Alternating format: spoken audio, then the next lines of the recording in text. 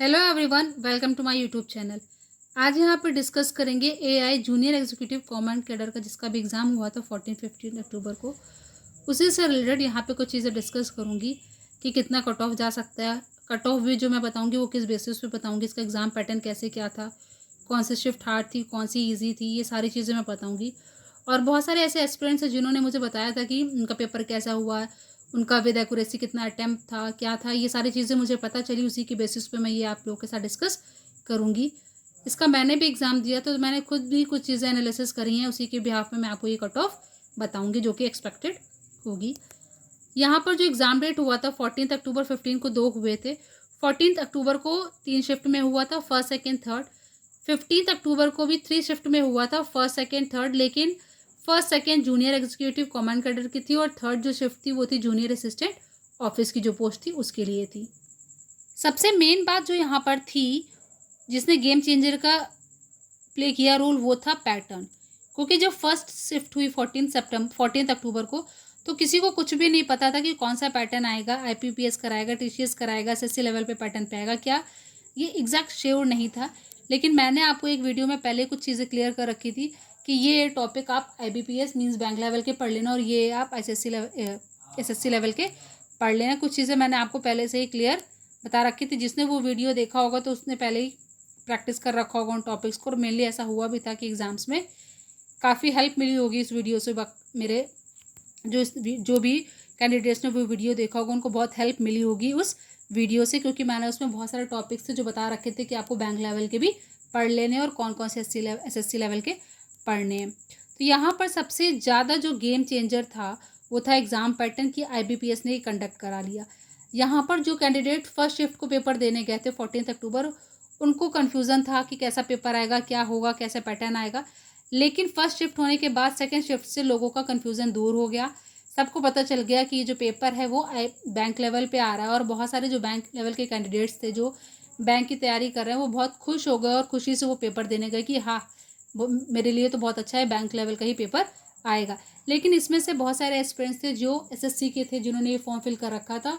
तो ये जो एग्ज़ाम हुआ था इसका फाइनली कंक्लूजन ये था कि कुछ चीज़ें जो थी वो एसएससी पैटर्न पे थी, और कुछ चीज़ें एनालिसिस किया गया तो वो आईबीपीएस के लेवल पे थी। मतलब कि ये कॉम्बिनेशन था 80 + 20% का, कि इसमें बैंक लेवल और एसएससी लेवल दोनों ही आए थे।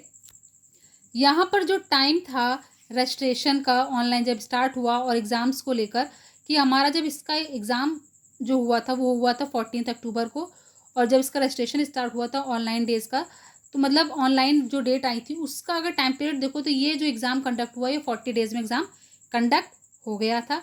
इसका सीबीटी का जो रिजल्ट है वो एक्सपेक्टेड है शायद दिसंबर तक आ जाए, फर्स्ट या सेकेंड वीक तक।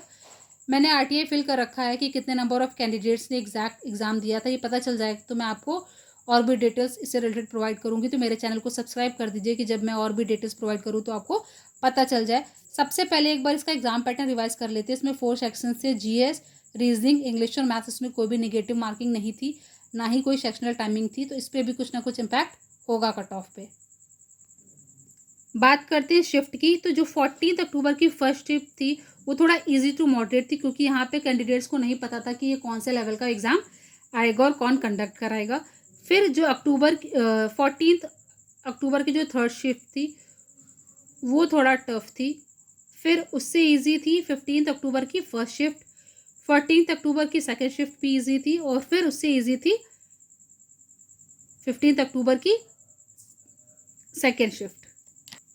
बहुत सारे कैंडिडेट्स ने मुझे बताया कि उन्हें कौन कौन सी शिफ्ट इजी लगी और उनका कितना अटैम्प्ट रहा। उसी के बिहाफ मैंने ये आपको बताया कि ये शिफ्ट इजी थी और कौन सी डिफ़िकल्ट थी। ये मैंने यहाँ पर उल्टा लिख रखा है। यहाँ से जब आप ऊपर जाओगे ना तो ये सब यहाँ से इजी टू डिफ़िकल्ट है, और ये वाली तो सबसे अलग थी, क्योंकि फर्स्ट में किसी को नहीं पता था कौन सा पैटर्न आना है कौन सा नहीं। फर्स्ट शिफ्ट के बाद क्लियर हुआ कि कौन सा पैटर्न आ रहा है। इसका सिलेक्शन प्रोसेस कैसे होगा मैं ऑलरेडी यूट्यूब चैनल पे अपलोड कर चुकी हूँ, तो वहाँ से आप देख सकते हैं। मैं इसका लिंक डिस्क्रिप्शन बॉक्स में दे दूँगी। बाकी इसमें कोई भी वॉइस टेस्ट नहीं होगा, डॉक्यूमेंट वेरिफिकेशन होगा आपका। डॉक्यूमेंट्स में क्या क्या आपको डॉक्यूमेंट्स चाहिए होंगे ये सारा मैं आपको यूट्यूब चैनल पर अपलोड कर दूँगी वीडियो। तो आप मेरे चैनल को सब्सक्राइब कर दीजिए जिसने भी सब्सक्राइब नहीं किया, जिससे कि आपको और भी अपडेट इससे रिलेटेड मिल सके। फिर इसमें जो ट्रेनिंग टाइम पीरियड होता है ना वो होता है 6 to 8 मंथ का इसमें आपको लगभग ट्रेनिंग टाइम पीरियड चलेगा। फिर जैसे अभी एटीसी का एग्ज़ाम हुआ था, उसका एक बार लिस्ट रिजल्ट आ गया, तो उसके बाद उसका फिर से वेटिंग लिस्ट भी आया था। तो हो सकता है इसमें भी चांसेस हों कि उसमें इसका जो भी मेरिट लिस्ट आएगी पहले, हो सकता है कि इसके चांसेस श्योर नहीं बताया गया है, ऐसा कोई इसमें रिलेटेड अभी इंफॉर्मेशन नहीं है। बट एटीसी की सेकेंड लिस्ट आई थी, बहुत सारे वेटिंग कैंडिडेट्स थे जिनका नाम आया था, तो हो सकता है मे बी इसमें भी सेकेंड लिस्ट आने के चांसेस हैं। अब बात करते हैं जो 4 सेक्शंस का पेपर आया था, जिसमें रीजनिंग, इंग्लिश, मैथ्स और जीएस थी। तो इसमें 80% जो था वो बैंकिंग लेवल था और 20% एसएससी टाइप था। इंग्लिश, मैथ्स और रीजनिंग के बहुत सारे ऐसे क्वेश्चंस थे जो बैंक लेवल पे थे, लेकिन कुछ टॉपिक्स थे जैसे कि geometry, chord, circle, mensuration, trigonometry, ये एसएससी लेवल पर पूछे गए थे। जैसे रीजनिंग में पेपर कटिंग, पेपर फोल्डिंग, इस तरीके के जो एसएससी में पूछे जाते हैं उस तरीके के क्वेश्चंस भी देखने को मिले थे। बाकी आईबीपीएस ज़्यादा पॉलिटी नहीं पूछता, बट इसमें पॉलिटी के भी कई क्वेश्चंस देखने को मिले थे।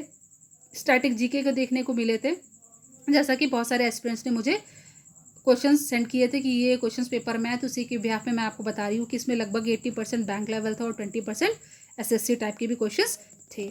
बहुत सारे ऐसे कैंडिडेट्स हैं जिन्होंने गेस करके आंसर टिक किया, उनको एग्जैक्ट आंसर नहीं पता था, वो श्योर नहीं कि उसका एग्जैक्ट आंसर क्या होगा, बट इसमें नेगेटिव मार्किंग नहीं थी, तो उन्होंने पूरा पेपर अटेम्प्ट कर दिया। यहाँ पर एक क्वेश्चन के 5 ऑप्शन थे जिसने सबसे ज़्यादा कन्फ्यूजन क्रिएट किया कैंडिडेट्स को, क्योंकि 4 ऑप्शन होते हैं तो मे बी ईजिली हो सकता था उनको तुक्का लगाना कह सकते हो आप, या फिर गेस करना, या अगर उनको आता था तो उनको 4 ऑप्शंस में से एलिमिनेट करना हो या उससे गेस करना इजी हो जाता है, बट 5 ऑप्शंस में उनको कन्फ्यूजन ज़्यादा हुई। यहाँ पर जो करंट अफेयर्स आई थी वो आई थी अगस्त और सितंबर की। तो आप यहाँ पे देख सकते हो ये सब पैटर्न की मैंने बात करी कि क्या इसमें फेज़ 1 होगा, फेज़ 2 होगा, तो मैं क्लियर कर दूँ, इसमें सिर्फ आपका जो हुआ है, मतलब एक ही सीबीटी है, बस इसी के बिहाफ में आपका सिलेक्शन होगा। इसकी आंसर की अभी रिलीज़ नहीं की गई, इसकी आंसर की आएगी या नहीं आएगी इसका कोई नोटिस नहीं दिया है, लेकिन मे भी जहाँ तक चांसेस है इसका जो सीबीटी का रिजल्ट आएगा उसके बाद जो भी कैंडिडेट्स शॉर्टलिस्टेड होंगे उनको डॉक्यूमेंट वेरिफिकेशन के लिए बुलाया जाएगा। बहुत सारे कैंडिडेट्स ने मुझे बताया है कि उन्होंने 80% विद एक्यूरेसी 110 मार्क्स का पेपर किया है। बहुत सारे कैंडिडेट्स ने बताया कि उन्होंने 115 क्वेश्चंस सही किए हैं विद एक्यूरेसी 90%, तो मतलब इसका कट ऑफ जो है इसी के मार्जिनल रेंज में जाएगा। अब जिस चीज़ का सबसे ज़्यादा ईगर है वो बात कर लेते हैं कि एक्सपेक्टेड कट ऑफ हर अलग अलग कैटेगरी की कितनी होगी। यूआर की जा सकती है 117 से 125, ओबीसी की जा सकती है 110 टू 118, ईडब्ल्यूएस की जा सकती है 115 टू 120, एससी की जा सकती है 105 से 115, एसटी की जा सकती है 102 से 108। यहाँ पर ये एक्सपेक्टेड कट ऑफ है, यहाँ पे ये ±4-5 मार्क्स का भी हो सकता है, क्योंकि इसमें निगेटिव मार्किंग नहीं थी और कोई सेक्शनल पॉइंट्स भी, मतलब सेक्शनल टाइमिंग भी यहाँ पर नहीं थी, जैसे बैंकिंग में होती है, बट यहाँ पर सेक्शनल टाइमिंग नहीं थी। अब बात कर लेते हैं कि ये जो कट ऑफ है ये कौन से टॉपिक्स किस चीज़ पे बेस करता है। सबसे पहले जो कट ऑफ है वो डिपेंड करेगी एग्जाम का लेवल कैसा था, easy to moderate, moderate to difficult, shift wise ये डिपेंड करेगा।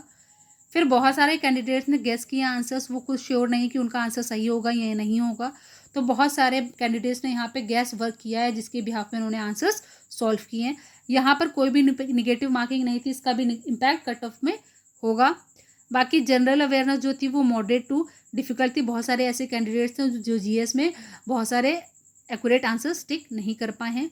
बहुत सारे कैंडिडेट्स का रिव्यू लिया है मैंने, बहुत सारे कैंडिडेट्स से बातचीत हुई है, उसी के बिहाफ पे फिर मैंने ये कट ऑफ बताया कि उन्होंने पोलिंग करी थी, उसमें मुझे पता चला कि कितने कैंडिडेट्स का कितना क्वेश्चन सॉल्व हुआ है, उसी के बिहाफ में मुझे पता चला है, तो मैं आपको बता रही हूँ। बाकी पेपर बैंकिंग और एसएससी लेवल पे था, दोनों का मिक्सअप था, इसलिए ये भी डिपेंड करेगा कट ऑफ पे। बाकी नंबर ऑफ ऑप्शंस जो थे वो 5 था, जिसने सबसे ज़्यादा कन्फ्यूजन क्रिएट किया कैंडिडेट्स को।